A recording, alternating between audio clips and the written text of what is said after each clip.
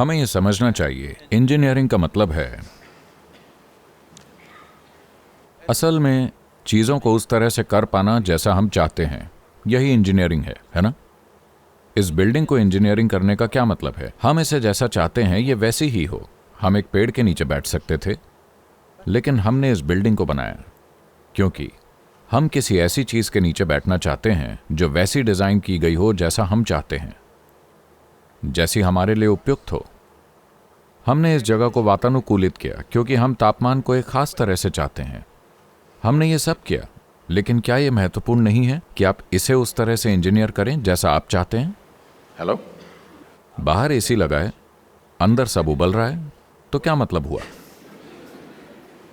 मैं तो कहूंगा कि आप पर पावर बर्बाद किया जा रहा है।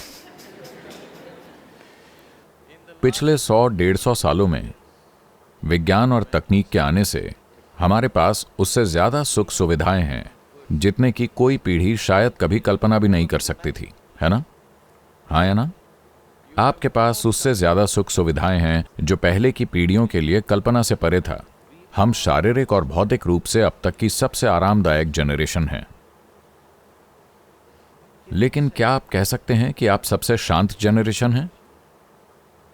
खुशमिजाज, प्रेममय? नहीं। या फिर क्या आप यह कह सकते हैं कि आप सबसे बुद्धिमान जनरेशन हैं? वो कहना गलत बात होगी। जो भी दावा करता है कि वो बुद्धिमान है, वो मूर्खता की बात है ना? क्योंकि बुद्धिमत्ता का महत्व यह है कि यह आपको दिखाती है कि आपकी बुद्धिमत्ता में कितनी कमियां हैं। केवल एक मूर्ख सोचता है कि कोई कमी नहीं है। जो सच में बुद्धिमान है वो हमेशा देखता है कि उसकी बुद्धि में कितनी कमियां हैं। किसी तकनीकी संस्थान में होने का महत्व सिर्फ कहीं नौकरी पाने की योग्यता प्राप्त करना नहीं है, या देश से बाहर जाने के लिए पासपोर्ट पाना। यह माध्यम होना चाहिए जीवन के निर्माण का। इसे जीवन निर्माण और जीवन जैसा अभी है उससे बेहतर बनाने का माध्यम होना चाहिए। यह एक पीढ़ी के रूप में हमारी बुनियादी जिम्मेदारी है, क्योंकि हम इस ग्रह पर थोड़े समय के लिए हैं। जब पिछली पीढ़ी ने हमें यह ग्रह दिया, जैसा भी दिया, तो यह हमारा काम है कि जब हम इसे छोड़कर जाएं तो उससे थोड़ा बेहतर छोड़ें जैसा हमने इसे पाया था। यह बहुत महत्वपूर्ण है। कितना बेहतर, किस तरह से बेहतर, इसे आप तय कर सकते हैं। मैं नहीं कहूंगा कि सिर्फ पर्यावरण के लिहाज से, बल्कि हर तरह से बेहतर। यह उससे बेहतर होना चाहिए जैसा हमने इसे पाया था। इसका मतलब है हमें इंजीनियर करना होगा खुद को इस तरह से फिट होने के लिए। देखिए, बढ़िया से इंजीनियर की गई मशीन का मतलब है कि घर्षण कम से कम हो, है कि नहीं? हाँ, अच्छी तरह से इंजीनियर की गई मशीन का मतलब कम से कम घर्षण। ज्यादा घर्षण का मतलब है बुरी इंजीनियरिंग, है ना? ये ऐसा ही है ना?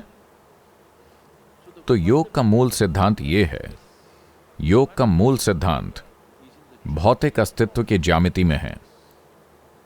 अगर आप इस मानव तंत्र की ज्यामिति को समझते हैं, शरीर क्या है, मनोवैज्ञानिक संरचना क्या है, रासायनिक प्रक्रियाएं क्या हैं, ऊर्जा संरचनाएं क्या हैं, अगर आप इसकी ज्यामिति को समझते हैं और ब्रह्मांडीय ज्यामिति को देखने में सक्षम हो जाते हैं, अगर ये दोनों चीजें अच्छी तरह से लय में हैं, तो अचानक आपका जीवन एक जादू की तरह चलने लगता है। आपका जीवन अब एक दुख भरा बोझ नहीं है, बल्कि यह जादू ही है, बस इसलिए क्योंकि आपने चीजों की सही ज्यामिति पा ली है। कोई भी चीज जिसकी ज्यामिति परफेक्ट है वो बिल्कुल सहजता से चलेगी और लंबे समय तक चलेगी। यह कुछ ऐसा है जो आपको अपनी युवा अवस्था में खुद के लिए करना ही चाहिए। चाहे आप अपने जीवन में जो भी करना चाहते हो, एक चीज होनी चाहिए, आपका शरीर और आपका दिमाग आपके लिए बाधा नहीं बनने चाहिए। उन्हें आपके लिए काम करना चाहिए, है कि नहीं? हेलो, आप जो बनना चाहते हैं उसमें आपका शरीर और आपका मन कभी बाधा नहीं बनने चाहिए। अभी ज्यादातर लोगों के लिए वो खुद ही एक बड़ी समस्या है। जब आप एक समस्या हैं तो आप दुनिया की समस्याओं का सामना कैसे करेंगे?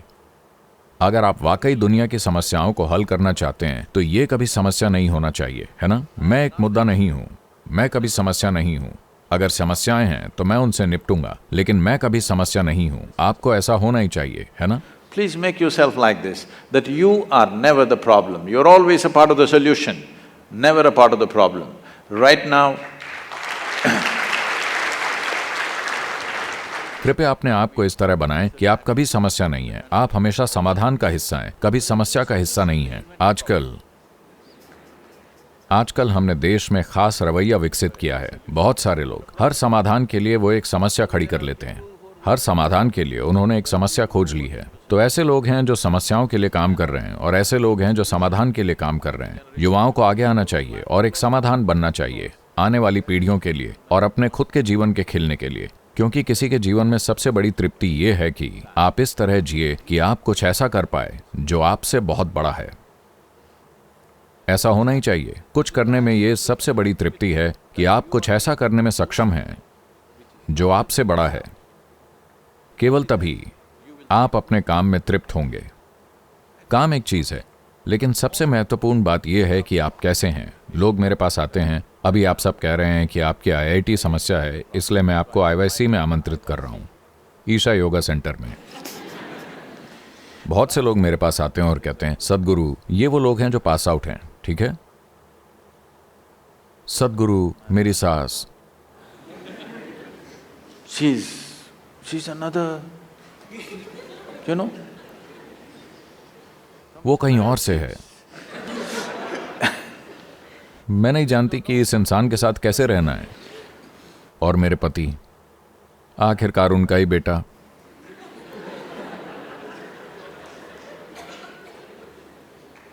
मेरी पत्नी, असंभव। मेरा बॉस, वो तो इंसान ही नहीं है। इसी तरह कुछ ना कुछ। फिर मैं उनसे कहता हूं, देखिए, चिंता ना करें, आपके पति, पत्नी, सास, बॉस, कोई भी यहां नहीं आएगा, आप सुरक्षित हैं। IIT की तरह IYC भी अच्छी तरह से सुरक्षित है।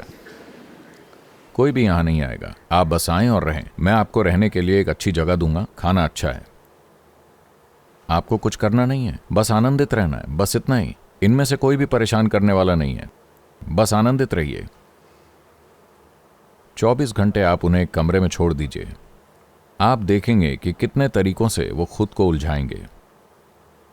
जब आप अकेले हैं और आप दुखी हैं, तो जाहिर है कि आप बुरी संगत में हैं, है ना?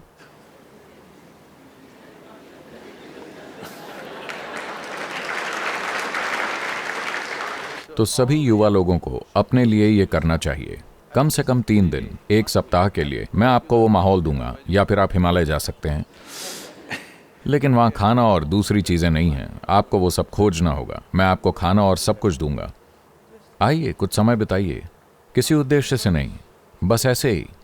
अगर आप 3 दिन अकेले बैठें, कोई टीवी नहीं, कोई किताब नहीं, कोई टेक्सटिंग नहीं, बस अकेले, देखते हैं क्या होता है। आपको पता होना चाहिए कि आपके अस्तित्व की प्रकृति क्या है। आपको खुद को धोखा नहीं देते रहना चाहिए और ये नहीं सोचना चाहिए कि एक दिन आप कहीं पहुंच जाएंगे। आपको पता होना चाहिए कि आप किस स्तर का पागलपन झेल रहे हैं। जब मैं कहता हूं पागलपन, अगर आपका मन आपके नियंत्रण से बाहर है तो पागलपन की यही परिभाषा है ना? हेलो? अगर आपका मन आपसे निर्देश नहीं लेता है, ये नियंत्रण से बाहर है, तो इसे ही पागलपन कहा जाता है ना? कोशिश करके देखिए। आज इस कार्यक्रम के बाद अपने कमरे में बस चुपचाप जाकर बैठिए और देखिए कि आपका मन क्या क्या कर रहा है। आप तय करिए, किसी को बताइए मत। आप तय करिए कि आप किस हद के पागलपन से गुजर रहे हैं। इसके साथ अगर आप दुनिया में जाते हैं तो आप क्या बनाएंगे? आप सिर्फ वही बनाएंगे जो आप हैं, है ना? आप जो हैं उसके अलावा कुछ नहीं कर सकते। आप जो हैं वही आपके आसपास की दुनिया में होगा। इससे पहले कि आप दुनिया में कदम रखें, क्या यह जरूरी नहीं है कि आप कम से कम इतने तैयार हैं कि आप समस्या नहीं हैं? अगर आप किसी समस्या से शादी कर लेते हैं तो हम देख लेंगे, लेकिन आप समस्या नहीं हैं। क्या आप सभी युवा लोग अपने लिए इतना कर सकते हैं कि आप कभी समस्या ना हो? आप अपने जीवन में समस्या नहीं हैं। दूसरी समस्याएं आती हैं तो हम अपनी पूरी क्षमता से उनसे निपटेंगे, लेकिन यह समस्या नहीं होना चाहिए, है ना? यह आसानी से किया जा सकता है। बहुत सरल प्रक्रियाएं हैं। अगर आप प्रतिदिन 20-30 मिनट भी निवेश करें तो आप इस संभावना को अपने जीवन में ला सकते हैं। बात बस इतनी है कि इसके लिए खास दिशा चाहिए, क्योंकि इसकी दिशा लगातार बाहर की ओर है। भीतर की ओर मुड़ने के लिए थोड़ी मदद चाहिए, और ऐसा करने के लिए परिस्थितियां बनानी होती हैं। हम आपके साथ ऐसा करने के लिए बहुत इच्छुक हैं। ये मेरी कामना और मेरा आशीर्वाद है कि ये इस देश के हर युवा के साथ हो, क्योंकि भारत और भारत के लोगों ने बहुत कष्ट सहे हैं। मुझे नहीं पता कि आप सभी किस हद तक इससे अवगत हैं। आप में से बहुत से लोग अच्छे परिवारों से हैं। मैंने ग्रामीण समाज को देखा है अपनी युवावस्था के शुरुआती दिनों से ही। ये अच्छा नहीं है, मेरा विश्वास करें। ये अच्छा नहीं है। ऐसा नहीं है कि वहां कोई सुहाना माहौल है, बुरा हाल है। वाकई बुरा है। अधिकांश हिस्सों में जहां हम हैं, उनका कहना है कि ये राज्य बेहतर हैं। बेहतर राज्यों की ये स्थिति है। मैं बीमारू राज्यों को जानता हूं, वो कैसे हैं। हम ऐसे ही नहीं जी सकते। हम यूं ही नहीं जी सकते, अपनी मानवता को अलग करके और ये सोचकर कि सब ठीक है। समय आ गया है कि हमारे पास एक मानवता हो, हमारा दिल सबके लिए धड़के, हमारा दिल सबके लिए दुखे, और हम अपना सर्वश्रेष्ठ दे सकें अपने जीवन में। अगर हम वो नहीं करते जो हम नहीं कर सकते तो कोई समस्या नहीं है, लेकिन अगर हम वो नहीं करते जो हम कर सकते हैं तो हमारा जीवन बेकार गया है ना। ये मेरी कामना और मेरा आशीर्वाद है कि आपके लिए ये बेकार ना जाए।